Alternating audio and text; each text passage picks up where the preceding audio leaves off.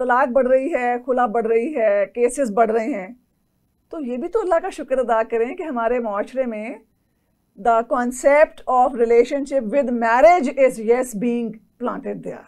हम शादियां करते हैं तो खुला होती है, शादियां करते हैं तो डिवोर्सेस होती हैं, शादियां करते हैं तो केसेस रजिस्टर होते हैं। तो हमारे माशरे में अल्हम्दुलिल्लाह हमें शुक्र अदा करना चाहिए कि इस वक्त जो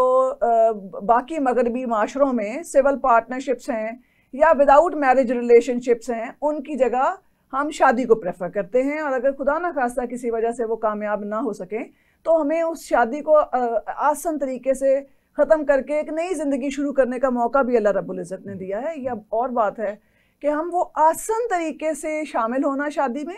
और आसान तरीके से उसमें से बाहर निकल के एक नई ज़िंदगी शुरू करने के अमल में एक गैप महसूस कर रहे हैं, जहाँ guidance and counselling of marriage is related.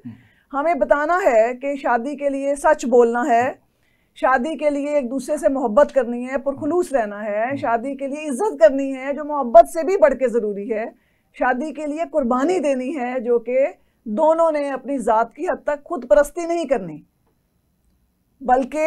आपने अब शादी परस्ती करनी है, अब आपने रिलेशन परस्ती करनी है, अब आपने स्पाउस परस्ती करनी है, अब आपने दो फैमिलीज का मर्जर परस्ती करनी है, खुद परस्ती नहीं करनी।